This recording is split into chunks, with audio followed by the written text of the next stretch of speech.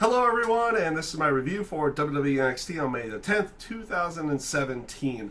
And this NXT was a very promo-heavy show with a very good match at the end. A very good match at the end, but very promo-heavy, and they packed a lot into this 1 hour, and yet you still had like a 20-minute match to end the show itself. They started off the show with Alistair Black going up against Cesar I'm gonna butcher the name. We'll just tell him Cesar for now, since I'm gonna butcher that name pretty badly. This was really good. They showed off like precision striking with Alistair Black, and it wasn't necessarily a full-on squash match because Cesar did get some offense in there, and they do play off the aspect that everybody they have. If you notice, they've had everybody who goes up against Alistair Black be like bigger than him or taller than him or something in that sense. They do play off a size difference in there, but you have that mystique behind Alistair Black that's like, oh, he could just take care of this guy, no problem. And they showed that off in his striking abilities and in this match. I thought this was an absolutely great way of promoting Alistair Black in this one. I thought it came off really good. And the way he delivered the Black Mass again, it feels like it comes out of nowhere and everyone just crumbles to the ground. It's not like you don't get one of those overly dramatic fall downs or anything in that sense. Like, no, they just have everybody like crumble to the ground when they get hit with this move, and I think it's really effective to it. I thought that was a good way of starting off the show. You have Alistair Black out there again. I'm more and more sold on this guy on a weekly basis at this point in time. Like, I was a little bit wary after NXT TakeOver in Orlando, but the more they've had him go out there, it's like, okay, this guy, I'm buying into this guy.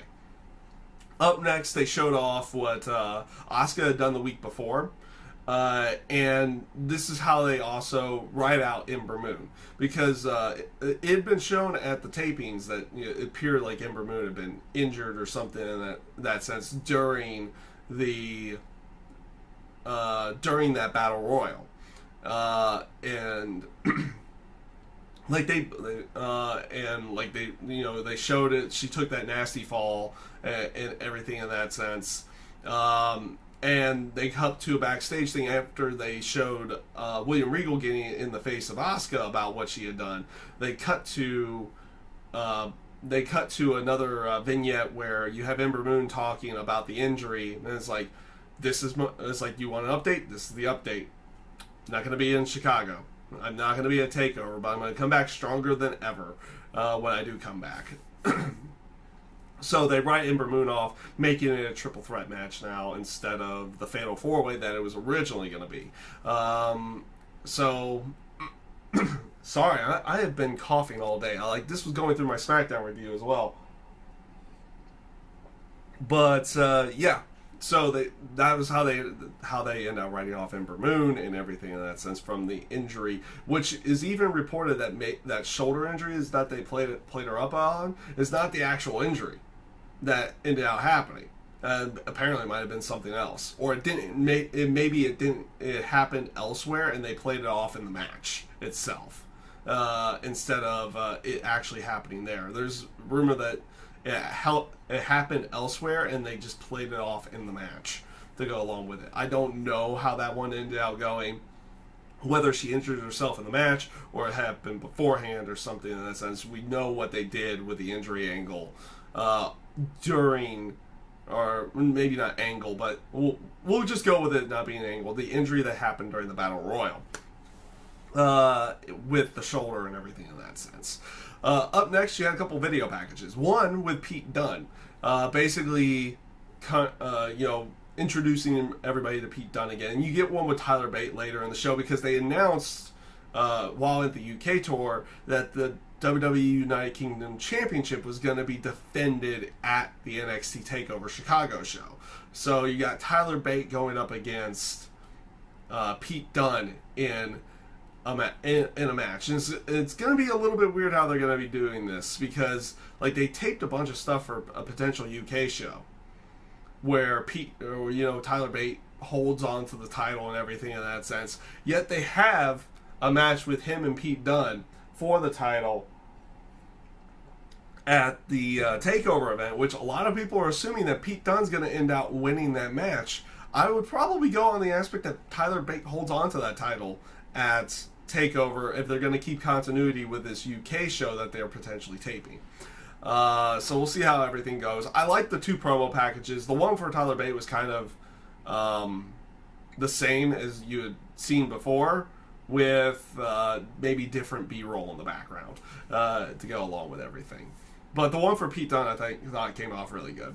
Up next, you had a video package as well for Ruby Riott, where she had basically talked about herself some more and everything, and like trying to get everybody introduced to Ruby Riott and how she is in everything in that sense.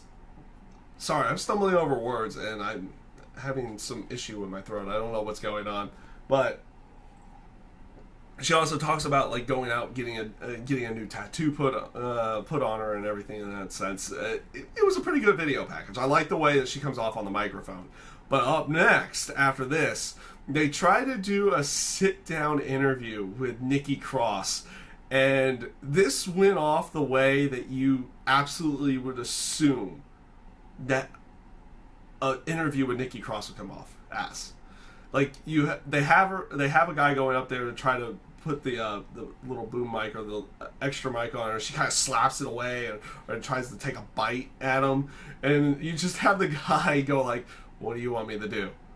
And the other things that they did was like they did that whole aspect of cutting to like a lapse of time, and they would come back, and it's like they tried to put that mic on her again, and then she just grabs it and it's just holding, and it's like, where's Asuka? Just good stuff all around. It's like it was the way you would assume a Nicki Cross sit-down interview would try to be. Like, she, instead of just sitting on the chair, she jumps onto the chair and to sit down. You have a moment where they cut back and she's just tapping the boom mic off the camera. It's like, don't do that. Please don't do that, Nicki. It was a disaster waiting to happen, and it was the way that it needed to be. I thought it came off great. It was good stuff. Like I said, it was just the way that you would assume that one of these would go off, and it went like to absolute perfection. Everyone played it perfectly to what a Nicki Cross sit-down interview would end out doing. It ends with Nicki Cross kind of cutting her promo into the little microphone as she's holding the other thing, and she's just walking towards the camera. And it eventually goes into, like, since she's getting out of the lighting and everything, she eventually goes to silhouette, and then you just see nothing but black because she's in front of the camera completely. And just good stuff. Good stuff from Nicki Cross on here, and it came off really good. Up next, you had another promo. Like I said, this was very promo heavy, but oddly enough, like, they packed most of this promo stuff into like 10-15 minutes with Drew McIntyre. And he was basically talking about wanting to go after the NXT title, everything in that sense, why he's in NXT. And it's like why he deserves an NXT title shot down the line, which he immediately gets interrupted by Wesley Blake. So yeah, he's still around. They're still going to be doing things with him. And it seems like they're going to be setting up a match between Wesley Blake and Drew McIntyre down the road here. I don't know if it'll be a takeover match or a match for next week or something like that. You do get another promo that sets up a match for the next week on NXT a little bit later. But up first, you had DIY cutting a promo saying that they still wanted their fair one-on-one tag team title shot that they never got with the Authors of Pain. And that basically is like they go through all the other tag teams saying, like, okay, yeah, you guys are good, but the line still starts behind DIY. Which brings out Riddick Moss and Tony Sabatelli. and they were trying to play themselves off as being the new standard bearers of the tag team division and everything in that sense. This does lead to a match between the two of them, which was a decent enough match. Like I said, it was a decent enough match for what it was. In there, DIY goes over again. Of course, they're setting up for the Authors of Pain and DIY at the NXT TakeOver event. When in fact, they do that at this point in time with William Regal coming out saying, basically was about to say that he wanted to give the title shot to DIY, which prompts the Authors of Pain and and Paul Ellering to come out. Sorry about the what's going on with my throat. I don't know what's exactly going on, but I'm having some issues with it. And of course, and you just got this feel between the two of them, in the terms of Paul's conversation with William Regal, is like the two of them know each other, which you would assume they do. They've been around the business for a while, and is like he's saying it's like you want to give them the title shot. Is like, well, their blood's on your hands now, and then you just have William Regal as the Authors of Pain and Paul Ellering are about to leave. It's like, and you just go like, Paul, don't you want to know what the stipulation's going to be? It's like he did it so casually, in that sense of it. And he said, and basically says like, I'm going to take those titles, I'm going to hang them above the ring, and you and both those teams are going to have a ladder match. And of course, the Authors of Pain are not happy about that because of the aspect of it being a ladder match. They don't have to be pinned or submitted to lose. And of course, DIY is probably a little bit happier on that one because like, yeah, we can do a ladder match. We'll do a ladder match. Actually, pretty good stuff there. I kind of liked it. No, I kind of liked a lot of things with NXT. They packed a lot into this hour, and they got a lot of stuff going. Like I said, they packed a lot into the hour, and a lot of it ended up being pretty good too. You had a Cassius Ohno promo after this. He was talking about his disappointment about not winning the NXT title, but he's like he said this like stumbling over everything now. He said he's been knocked down before, like 3.5 years ago when he was released, but he's just gonna keep on getting back up and going and going and going. Which he gets interrupted by Andrade Cien Almas, who is doing this whole thing about not caring at all, but sets up a match between the two of them for the next week. Like, I like how Cassius Ohno gets on his case. It's like, you don't even care what happens in your matches anymore. You only care about what happens after your matches, going out and everything in that sense. And I like the casual tone of Andrade Cien Almas. It just comes off really good.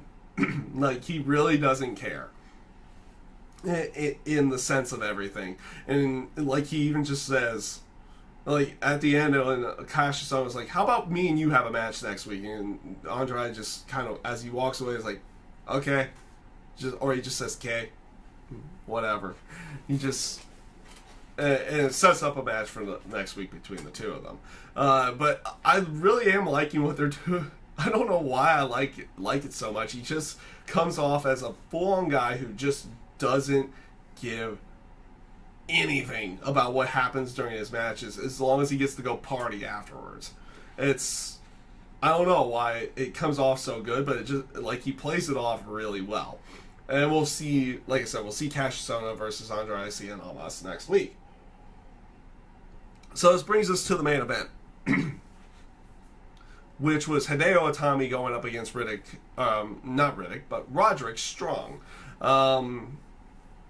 This was good stuff. First of all, I liked what they did with both Roderick Strong and Hideo Itami backstage. Like, they had as their music was about to play for them to go out there, they were cutting a quick promo. And like, the stuff that they did with Roderick Strong and everything in that sense, I know where they were going initially. It was going to be Hideo, like, it felt like it was going to be Hideo Itami versus Bobby Roode, and you saw this in the match. But it's like, with those promo packages that they did the 2 weeks before with Roderick Strong, it's like,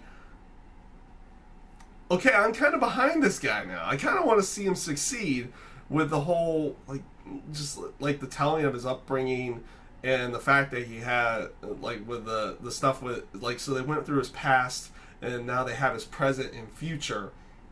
And then playing it off the aspect that it used to be Roddy versus the world, and it's now kind of, he's got something else to fight for type thing.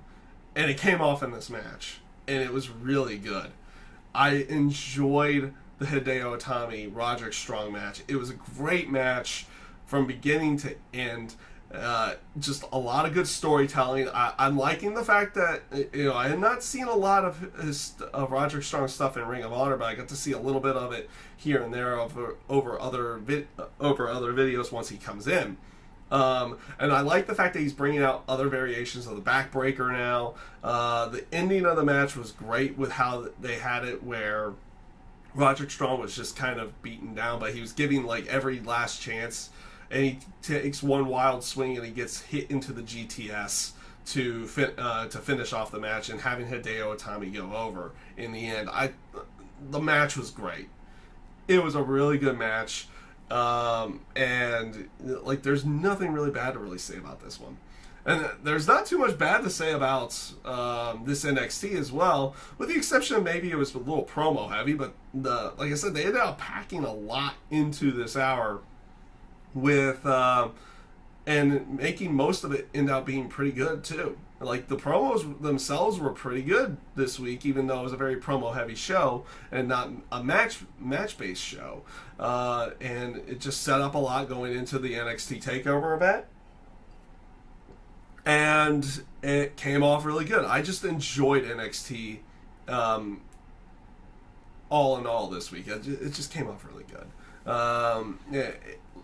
Where Raw and SmackDown felt like it wasn't necessarily canon to the storylines that they were going with this week, NXT, you could tell, it's like, okay, they're building to this, and it came off really good.